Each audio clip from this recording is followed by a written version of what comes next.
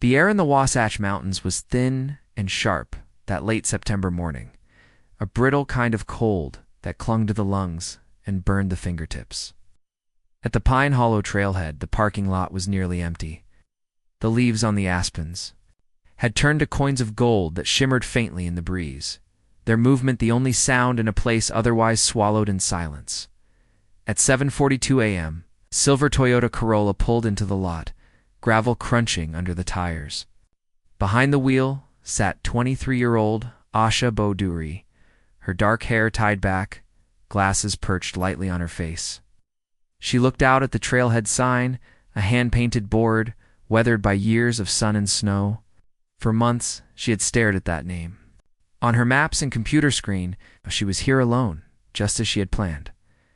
Asha was a meticulous planner. Friends called her the spreadsheet hiker, the kind of person who color-coded gear lists, checked water sources twice, and carried a laminated itinerary in case her phone died. This trip was no different. 2 weeks in the Uinta-Wasatch National Forest, solo, in the fragile cusp between summer and winter. Her father, Kalen, had been nervous, but supportive. The deal was simple. Every 72 hours, she would send a text, all good, to confirm she was safe. If one check-in failed, he would worry. It's missed check-ins, and he would call for help. The first one was due 3 days into the trip. It never came. On the 4th day, Kalen sat in his kitchen in Portland, Oregon, staring at his phone. The last message from his daughter, "Have the adventure of a lifetime. My girl," was still open on the screen, as if by staring at it long enough he could make her reply. He told himself all the reasonable things. Maybe she lost signal. Maybe the phone battery died. Maybe she was so deep in the backcountry that even the solar charger couldn't catch the weak autumn sun. But Asha was careful. She wouldn't miss a check-in without a reason. By the 6th day, he walked into his local police precinct. The air inside smelled of paper and burnt coffee. He explained everything: her name, age, trip details, the missing. Check-in to a desk sergeant with tired eyes. The report moved from Portland to Utah within hours. That same afternoon, Summit County Search and Rescue mobilized. They found her car exactly where she said it would be, locked, parked neatly. At the trailhead, a quick look through the windows showed nothing out of place. Helicopters swept the forest for days, scanning for any flash of color, a purple jacket, a yellow sleeping bag, but saw only the unbroken green canopy. After 2 weeks, with the first snow falling on the high peaks, the search was scaled back. Asha had stepped into the mountains and vanished. For 6 years, her case files sat in the cold case cabinet, just one more folder in a room full of them. The only bright thing in it was the last photograph Kalen took of her, standing on a small wooden bridge, leaning on hiking poles, grinning at the camera. Behind her, the deep green forest pressed in. On top of her pack was the bright yellow sleeping bag. Joy knew it almost glowed. It would be the detail that brought her case back to life. On a warm June morning in 2018, 19-year-old Tyler Sims was fishing on Silas Lake, nearly 40 miles from where Asha was last seen. The water was calm, the kind of mirror surface that reflects the sky so perfectly it feels like floating in the clouds. He drifted toward a shaded cove, cut the motor, and let the boat glide. That's when he saw it, a flash of yellow deep under the surface. At first, he thought it was trash.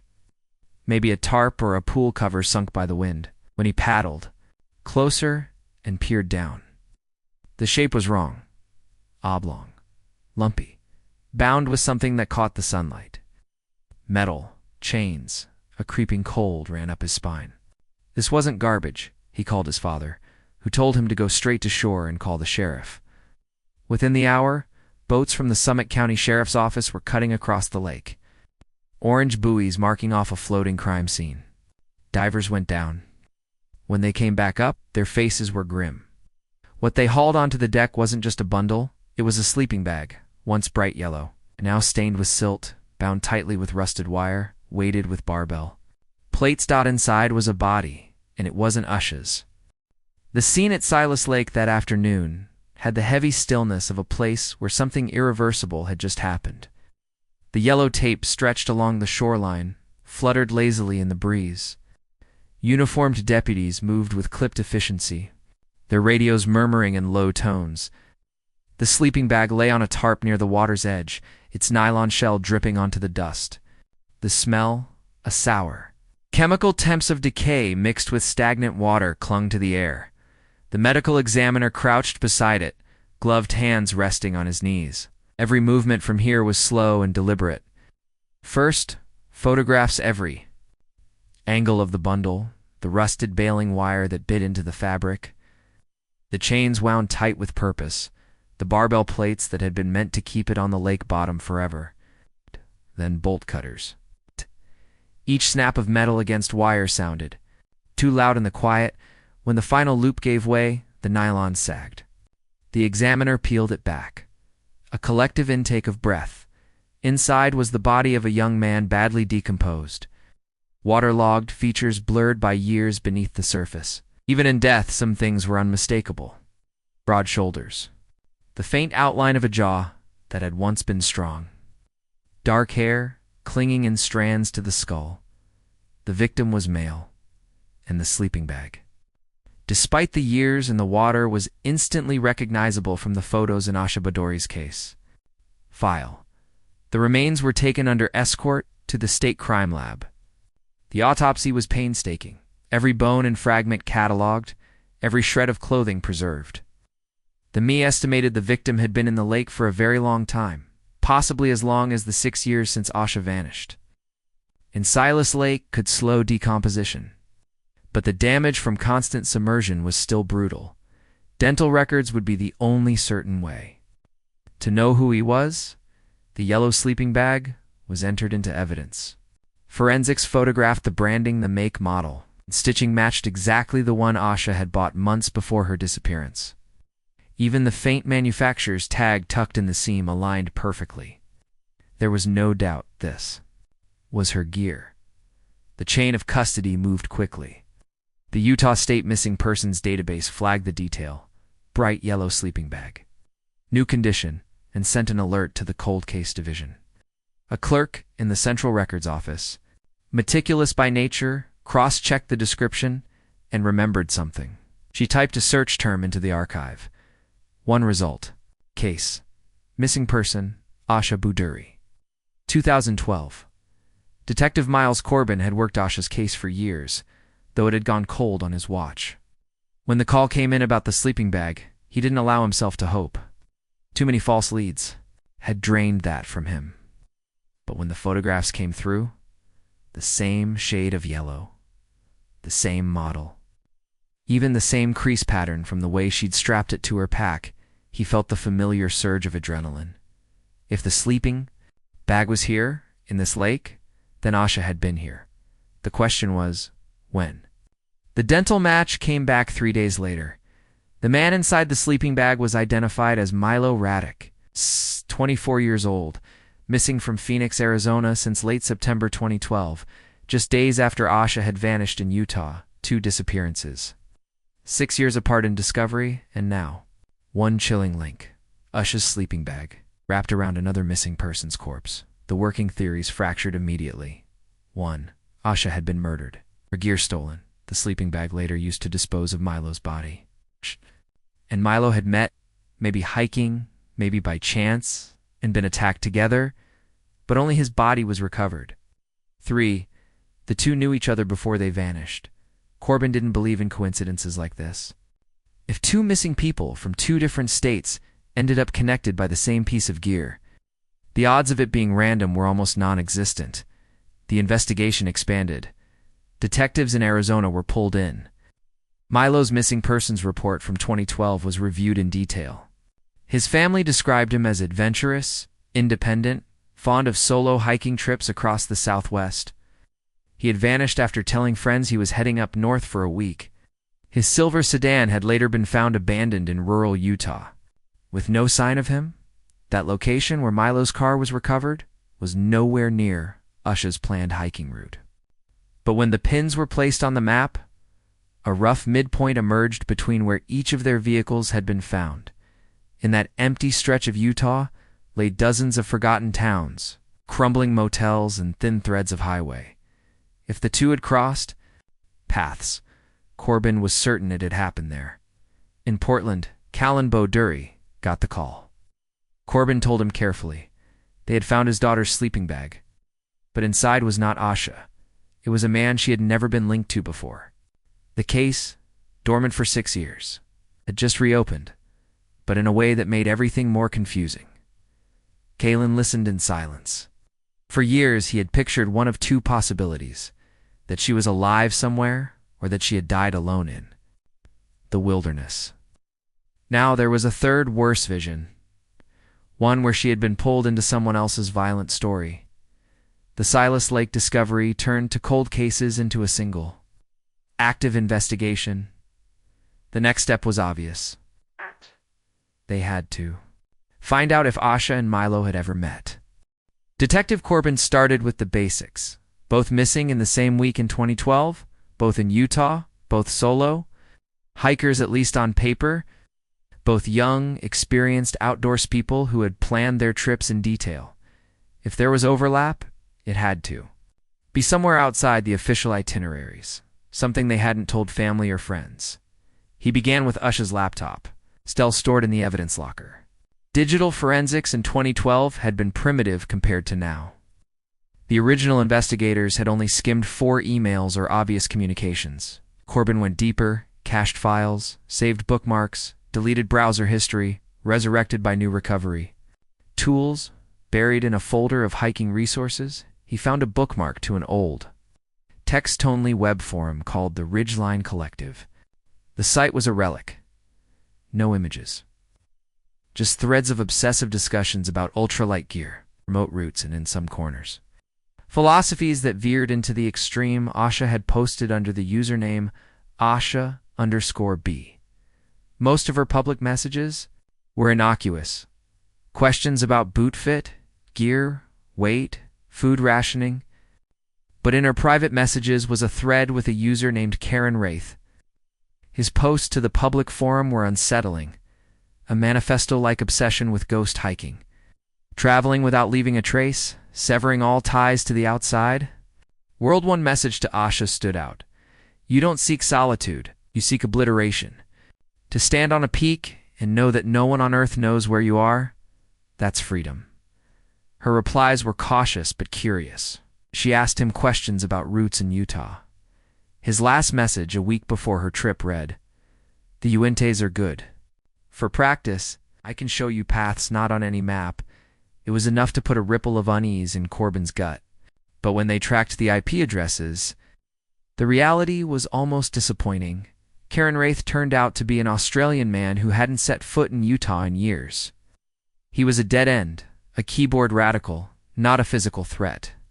Still, the find proved Asha had been willing to engage with strangers online about her trip. That detail sharpened when a Portland detective interviewed Lena, a casual acquaintance from Asha's college days.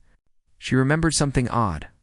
About a month before her trip, over coffee, Asha had mentioned a new friend she'd met in an online hiking community, a guy from Arizona, planning a trip to Utah around the same time. Kindred spirit. Arizona. Male. 2012. Corbin stared at the whiteboard in the task force office. 2 pins, one in Portland for Asha, one in Phoenix for Milo, now had a faint thread of connection. They dug into Milo's digital footprint next. His main social media was sparse, but his browsing history revealed he had also visited the Ridgeline Collective in 2012. No public posts, but in the recovered private messages, they found a username, Milor. His correspondence matched the timeline, and in one of those messages was a single line, "Might meet up with someone from here. When I'm in Utah," the coincidence was now a probability. Asha and Milo had known each other, even if briefly, and had planned to meet. The question was, where? The breakthrough came from a box of Asha's belongings that her father had kept untouched for 6 years. Inside, among folded maps and guidebooks, was a map of Zion National Park, a place far from her official route in the Uintas.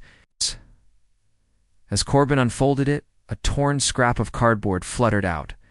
It was the corner of a business card, with the faded word light and part of a Utah phone number. A quick search turned up a match. The Starlight Motor and weathered, half-forgotten roadside motel in a dusty town no tourist brochure would ever feature. Corbin's gut tightened. The Starlight was equidistant from where Asha's and Milo's cars had been found.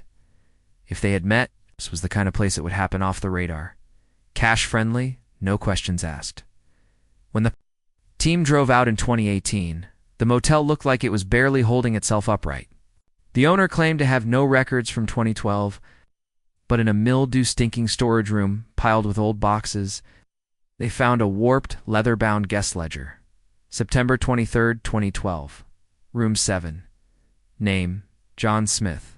Handwritten note. Silver sedan. Z-plates. Parked out back, complained about AC. Milo had driven a silver sedan with Arizona plates. The entry didn't list a second guest, but when they tracked down a former housekeeper named Beatrice Rowe, she remembered them. A young man, a young woman, and a third man, an older man. Hard, predatory, coming and going from room 7, and on the second night shouting. Then a heavy, final-sounding thud. Silence. 2 days later. Before sunrise, Beatrice saw the older man loading something long and heavy into Milo's trunk. Asha was with him. Her face, Beatrice said, looked hollow like she'd already died inside. They drove away. She never saw them again. The description Beatrice Rowe gave stayed with Detective Corbin long after she left the interview room, not because it was detailed, but because it wasn't.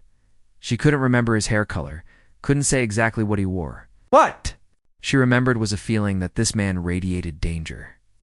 Like a stray dog that's only ever been kicked, she'd said, watchful.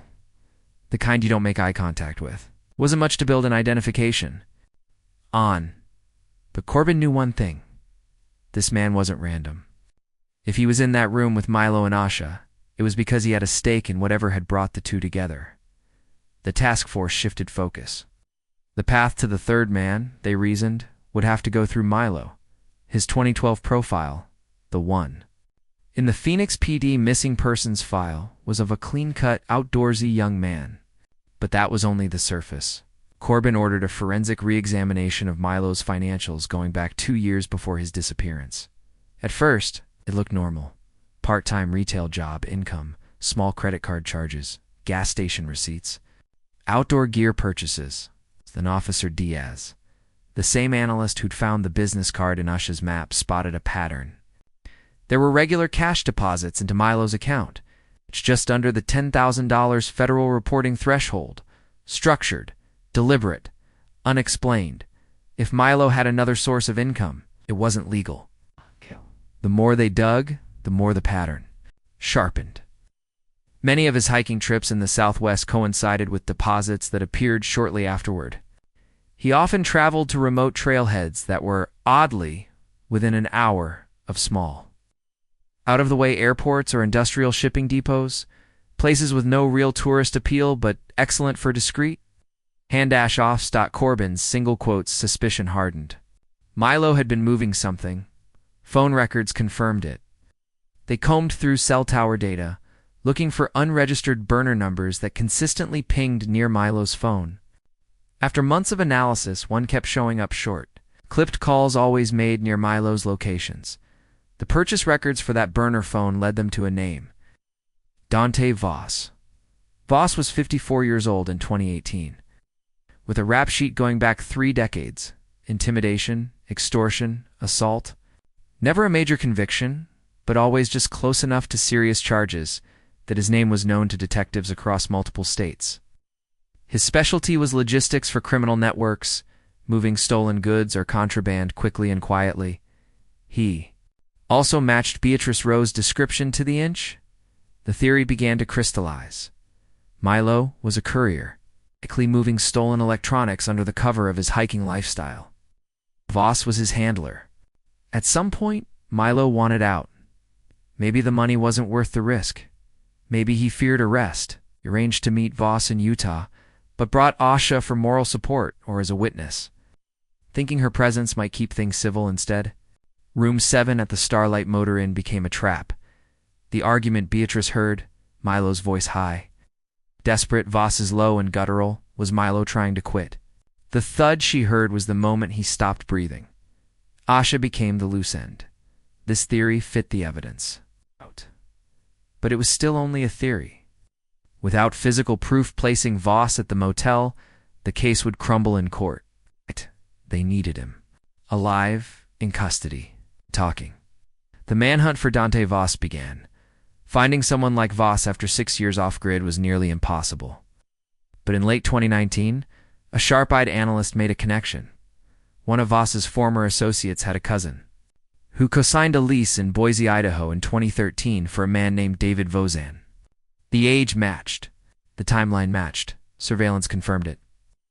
The man who mowed his lawn in the quiet Boise suburb was Dante Voss older. Heavier, but still with the same watchful eyes Beatrice had described. They took him without incident. In early 2020, no chase, no fight. Voss opened his front door with a coffee cup in hand, saw the badges, and simply set the cup down on the counter before turning to put his hands behind his back in the interrogation room. He denied everything. Never met Milo, never met Asha, never been to Utah. But when Corbin laid out the phone records, the bank deposits, the guest ledger, and finally mentioned the motel witness, Voss's mask cracked. His first question wasn't what evidence do. You have it was, what's the deal? Corbin told him. There was no deal for murder, but there was his version of events versus theirs. Voss began to talk. Voss didn't rush. Sat in the interrogation room like a man picking his teeth after a long meal. Calm, casual, knowing he finally had the attention he'd been avoiding for years. His voice when he spoke was low, unhurried, every sentence deliberate. Milo got loud, he said, so I shut him up. That was his description of killing a man. Not an ounce of hesitation, no hint of remorse. He confirmed almost every detail the task force had pieced together. Milo had been carrying stolen electronics in his car on that Utah trip. Hidden under false panels in the trunk, he'd been doing runs for Voss for over a year. When they met at the Starlight Motor Inn, Milo told him he was done. Kid thought I'd just let him walk, Voss said, shaking his head. Didn't understand how the world works. The argument turned violent fast. Voss claimed Milo swung first, though. The cold detachment in his tone made it sound like a detail he added to soothe himself. He struck Milo once, hard, just under the ear, and Milo went down. No second blow. Didn't need one, Voss said. Asha had been in the room the whole time.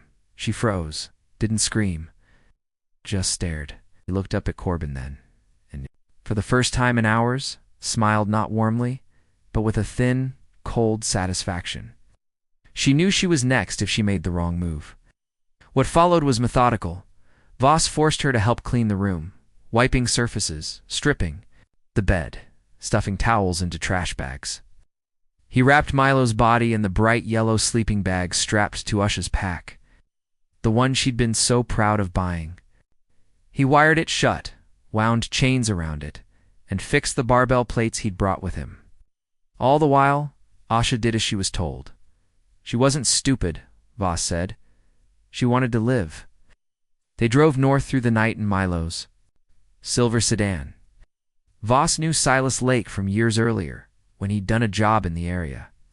He made Asha help lift Milo's body from the trunk, carry it to the water, and slide it in. She never said a word. When Corbin asked about motive for keeping her alive after that, Voss's eyes narrowed, as if the question itself was naive. She'd seen too much, he said simply. Couldn't just let her walk. What he did next. It was harder for the room to hear. He didn't describe it with any sense of shame or horror, just a clinical recounting of sexual assault, as if it were another step in a plan. He said it was about control, not desire. You take away the last thing they think they own, he said, and they'll follow you anywhere. By the time they left the lake, Usha's compliance was complete, or so he thought. They drove west. For 2 days, they stuck to back roads, sleeping in the car or at roadside pullouts. Somewhere along the Utah-Nevada border, he decided it was time to finish it. Corbin leaned forward. Where, Dante? Voss leaned back in his chair, the faintest smirk returning. I want a guarantee, he said. Protective custody. Solitary. I've got enemies inside. Corbin's jaw tightened. Tell us where she is, and I'll pass your request to the DA. That's all you get. Voss considered that for a long moment, then nodded. He asked for pen and paper. His hands were steady as he drew. A cluster of rock formations, a rusted water tank, a lightning-scarred juniper tree. Dirt tracks crisscrossing open desert. A single X. He slid the map across the table. That's where you'll find her. 2 days later, in the oppressive heat of the Great Basin Desert, search teams followed his crude directions. They almost missed it, a shallow depression near the base of a boulder. It's the soil, just a shade darker, a faint rectangular pattern of weeds. Under a few feet of compacted earth, the first scrap of purple fabric appeared. Then bone it was Asha. The desert grave was heartbreakingly small.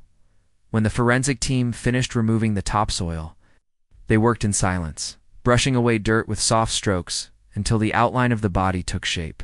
Asha's remains were curled inward, knees drawn slightly toward her chest, as if she'd been folded into the earth. The faded purple of her hiking jacket clung to her bones, the nylon fibers stubbornly resisting the desert's slow erasure. Detective Corbin stood back from the excavation, watching as evidence techs collected everything: clothing, scraps of fabric, even the dry, crumbling soil directly beneath her. Every layer told part of the story. Single boot was found near her legs. The other was missing. Her backpack was gone. Asha Bhaduri waited in Oregon, his phone on the table in front of him. Corbin called him personally. The detective's voice was steady but slow, as though speaking each word meant shouldering a little more of the weight himself. We found her, Corbin said. There was no pause, no sharp intake of breath on the other end. Just a quiet, exhausted, I know. The recovery site was processed for 2 full days. Crime scene photos captured every angle before the remains were transported to the state medical examiner's office. The sterile light of the autopsy suite, the cause of death was difficult to determine after so many years. The skeletal remains showed no clear signs of blunt force trauma or gunshot wounds. Given Voss's confession, the ME concluded the most probable cause was asphyxiation, likely manual strangulation, though it would be officially recorded as homicidal violence. Exact mechanism undetermined. DNA swabs confirm Voss's involvement beyond doubt. Trace evidence on the jacket fibers matched his profile from earlier convictions. The case, once held together by circumstantial threads, now had physical anchors. Prosecutors moved fast. Voss was charged with 2 counts of first-degree murder, Milo Radek and Asha Bhaduri, first-degree kidnapping, aggravated sexual assault. Abuse or desecration of a human body, he pled not guilty at arraignment, his expression unreadable as the charges were read aloud. In court, the state's case was a blend of the forensic timeline and Voss's own words. The jury heard the recorded confession, Voss speaking in that same calm, detached tone about shutting Milo up and making Asha help with the body. They saw photographs from Silas Lake, the yellow sleeping bag dripping on the dock, and aerial shots of the desert grave. The prosecution's closing argument was simple. He thought he buried them both. But one came back to speak, and the other left behind her voice in the evidence. The defense tried to frame the confession as coerced, argued that the absence of an eyewitness to Asha's murder left room for doubt. But the physical evidence, DNA on her clothing, the matching fibers, the recovered map in Voss's own hand was unshakable. After 6 hours of deliberation, the jury returned guilty verdicts on all counts. When the sentence was read, life without parole, Voss didn't flinch. He leaned back in his chair, eyes half closed, as though the trial had been nothing more than an inconvenience. For Kalin, seated in the front row, the moment was both a relief and a fresh wound. He finally knew what had happened. But knowing didn't make it easier. Outside the courthouse, he faced the cameras for the first and only time. She was 23. Years old, he said. She loved the mountains. She had plans, dreams, a future. That man took them all. Now I'm supposed to feel closure. But the truth is, there's no such thing. In the weeks after the verdict, the story of Asha Bhaduri and Milo Radek began to fade from the headlines, replaced by newer tragedies, fresher scandals. For those who had worked the case, though, the silence didn't bring comfort. It just left room for more questions. Detective Corbin, now officially closing his last major file before retirement, kept one section of the board untouched. A column labeled Possible Victims was built from scraps. Old police bulletins unsolved. Missing persons reports and unexplained disappearances along western backroads. There was a disturbing pattern in the years before 2012. Solo travelers, mostly in their 20s, last seen in remote areas that matched the routes. Voss had been known to drive. The earliest possible link was from 2007. A man named Devin Pace, 26, vanished on a trip from Reno to Boise. His car was found in a small Nevada town where, as it turned out, Voss had a storage unit registered under an alias at the time. Then there was a 2009 case. Erin Coulter, 29, whose backpack was found abandoned at a truck stop off I-84. Her disappearance was never tied to a suspect, but the location put her directly in a corridor Voss later used for his courier runs. No bodies. No direct evidence. Just the echo of a method, remote meeting points, quick handoffs.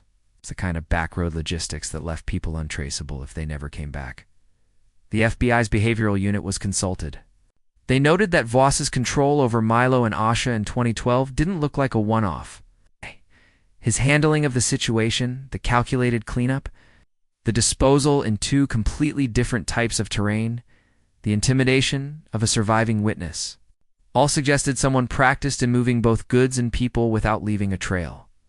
But Voss wasn't talking. Inside the state penitentiary, his life had been reduced to a concrete cell, a steel bed, and a narrow slit of sky.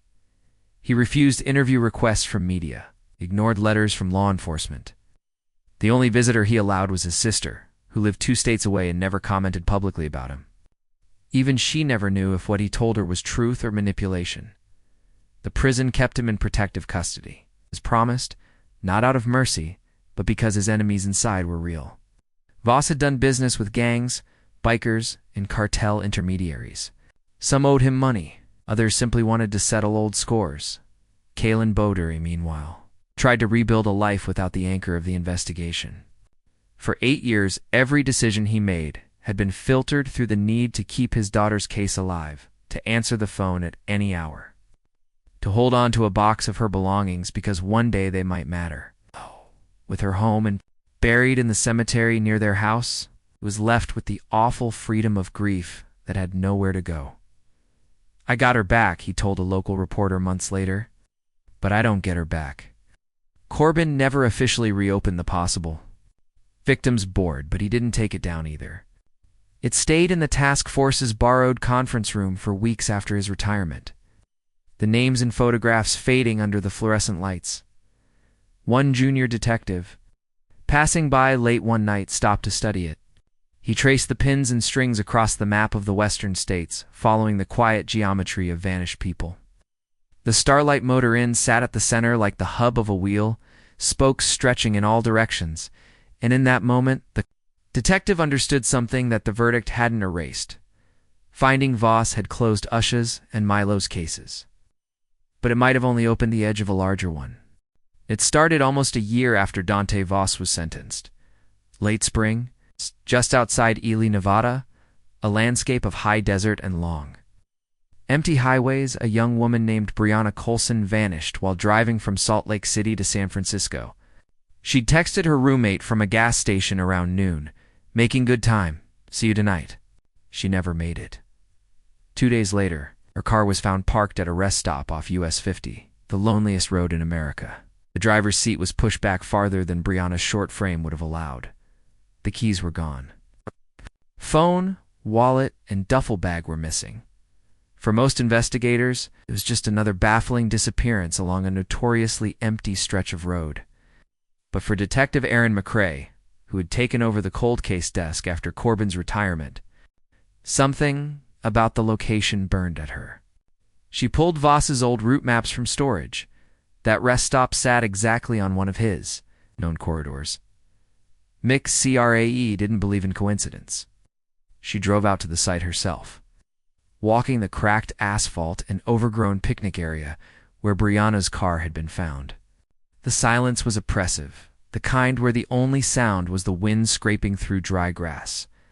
She followed the tree line toward the back of the property, where a dirt track veered off into the hills. On a hunch, she checked the GPS coordinates. It was less than 5 miles from a storage unit. Voss had rented under an alias in 2011. The idea that Voss could be involved in a new disappearance seemed impossible. He was locked up in maximum security. But the more McCrae studied his history, the more she began to consider an alternative. Maybe Voss had never worked alone. During the 2012 investigation, several burner phone numbers had pinged near Milos and Voss's devices. One was traced to Voss. The others had never been identified.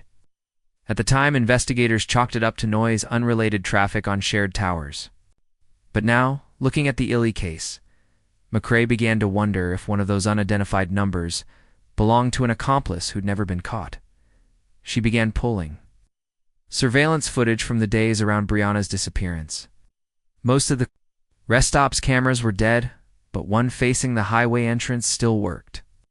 It caught a grainy image of a dark-colored pickup with a camper shell pulling into the lot just before Brianna's sedan. 30 minutes later, the truck left. Brianna's car stayed. The license plate was unreadable, but McCrae's team was able to enhance a small detail, a faded logo sticker in the rear window. It belonged to a defunct construction company in Idaho. Records showed the company had once employed a man named Curtis Hales. Hales' name had never come up in Brianna's case. But in 2010, he'd been questioned and released. In connection with a missing woman out of Twin Falls, the connection to Voss came 2 days later. When McCrae dug into Hale's past phone records, one of his old prepaid numbers matched one of the unidentified burners from the 2012 case. The same year Milo and Asha vanished, Voss might have been in prison.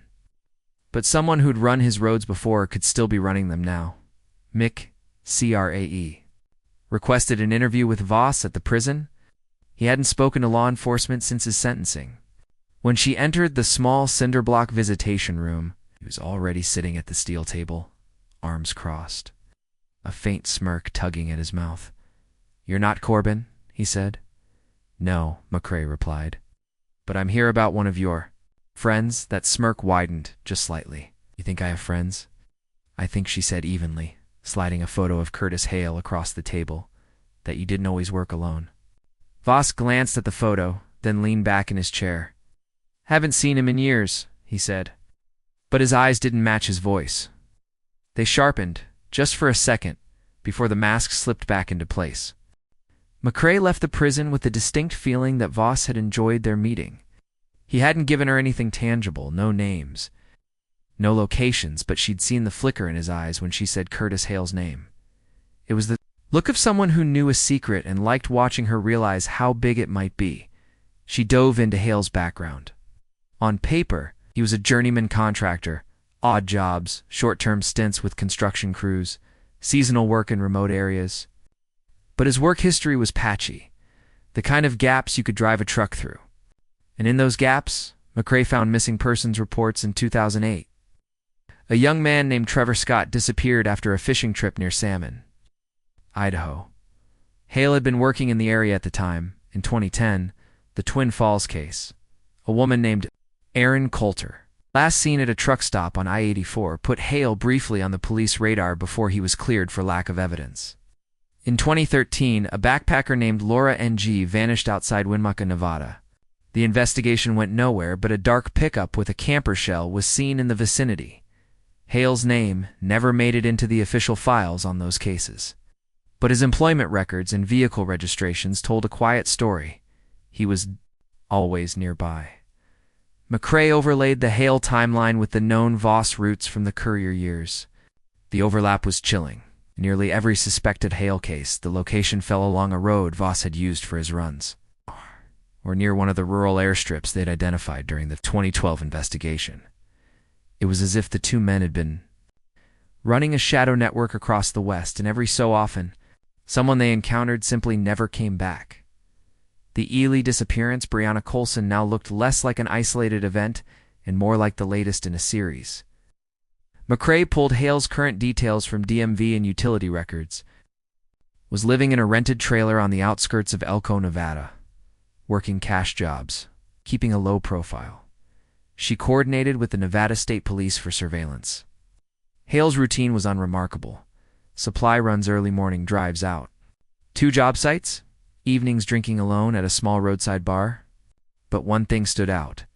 Every Thursday without fail, he drove west for several hours, stopped at a truck stop outside Lovelock, and stayed there for less than 20 minutes before heading back. It was the same pattern Voss had used for drop points. In his courier days, McCrae went back to the 2012 phone records. One burner that had pinged near Milo's and Voss's locations had also lit up near Lovelock multiple times. The number was inactive now, but Hale's Thursday trips felt like the shadow of an old route still being run. The possibility was no longer whether Hale had been Voss's accomplice. Question was whether he was still in business, and whether Brianna was alive somewhere in that network. Mick, CRAE, considered bringing Voss back into it.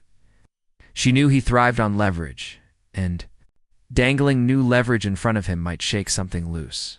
But she also knew the danger, give him too much control, and he'd steer the investigation into a dead end just to watch them waste time. So she played it quiet. No warrant yet, no confrontation. She would follow the Thursday route. The first time, she tailed him alone in an unmarked SUV, staying far enough back to avoid suspicion. He drove the same as before, west on I-80, turn off near Lovelock, into the truck stop lot. He parked beside a fuel pump, but didn't get gas. For a few minutes, then a second vehicle, another pickup, pulled in beside him. No plates on the front. The driver never got out. Hal leaned across, reached into the cab, and came back with something small enough to fit in his jacket pocket. They left in opposite directions. Mick, CRAE, knew then that she was looking at an exchange. She didn't know if it was drugs, cash stolen, goods, or something worse. But whatever Hale was still moving on that route. It was the last living thread tying back to Voss's world, and if Brianna was out there, McCrae's gut told her that thread might be the only way to reach her. McCrae knew they had one chance. Hale was careful, almost paranoid, and if he suspected he was being followed, he'd vanish into the web of desert backroads that had kept men like him and Voss invisible for years. The joint task force was assembled quietly, with no paper trail linking the Ely disappearance to Voss's old network. They staged unmarked vehicles along I-80, a surveillance van near the Lovelock truck stop, an arrest team ready to move in. Thursday, Halle left his trailer at 5:42 a.m., same as before. He drove west, never speeding, never taking the same rest area twice. By the time he pulled into the truck stop, McCrae was parked 2 aisles over, her view partly blocked by a semi. The second pickup arrived, same as the week before. This time, instead of just watching, the surveillance van caught the exchange. On a long-lens camera, a canvas duffel passed through the open driver's side windows. On McRae's signal, the arrest team moved. Hale tried to run, flooring his truck toward the far exit, but a cruiser blocked him in. He was pulled from the cab, cuffed and pressed against the hood while another officer grabbed the duffel. Inside were 2 vacuum-sealed packages of what appeared to be electronics, but beneath them, wrapped in black plastic, was something far heavier. When they cut it open, the smell hit first. Inside was a rolled sleeping bag, blue nylon stained dark along the edges, and inside that, a human arm. The body, as it turned out, was not Brianna Colson. It was male, mid-30s, unidentified, badly decomposed. Whoever he was, his death was recent weeks, not years. The implication was clear. Hale was still killing, and he was still disposing of bodies the way Voss had taught him. Hale shut down an interrogation, answering every question with either lawyer or silence. But a forensic sweep of his trailer turned up more personal items belonging to at least 3 different missing persons from the last decade, including a necklace confirmed by DNA swab to have belonged to Erin Coulter, the woman from the 2010 truck stop case. In the back corner of the property, buried under a mound of scrap lumber, they found a steel trunk. Inside were maps, dozens of them, with certain rest stops, truck stops, and remote airstrips marked in red ink. One of those marks sat less than 5 miles from where Brianna's car had been found. A search of that location, an abandoned farm property, revealed a locked storm cellar beneath the main house. When officers pried it open, they found her, Brianna Colson, live, dehydrated, disoriented, but alive. In the hospital later, Brianna told McCrae pieces of what had happened. Hale had offered her help when she stopped at the rest area, then pulled a gun when she hesitated. She remembered being tied, moved several times, and locked in the cellar. She had no idea how long she'd been there. The darkness had erased time. When McCrae asked if Hale ever mentioned someone named Dante, Brianna nodded slowly. He said, "I learned from the best." Hale was charged with murder, kidnapping, and multiple counts of unlawful confinement. The DA announced they would seek life without parole for McCrae. The case wasn't just a rescue, it was proof that Voss's shadow hadn't died with his sentencing. There were Roots, Caches, and perhaps other men like Hale's still out there, still running the network. When she visited Corbin in retirement to tell him the outcome, he listened quietly, then said, "You didn't close the door, Aaron. You just found out how wide it really opens." In prison, Voss eventually heard about Hale's arrest. He requested a meeting with McCrae. When she arrived, he was waiting. At the steel table, the faint smirk back on his face. "I told you I hadn't seen him in years," Voss said. She didn't respond. He leaned forward. "Want to know about the others?" McCrae held his gaze, then shook her head. "Not from you." She stood, leaving him with his secrets, knowing the work wasn't over and maybe never would be.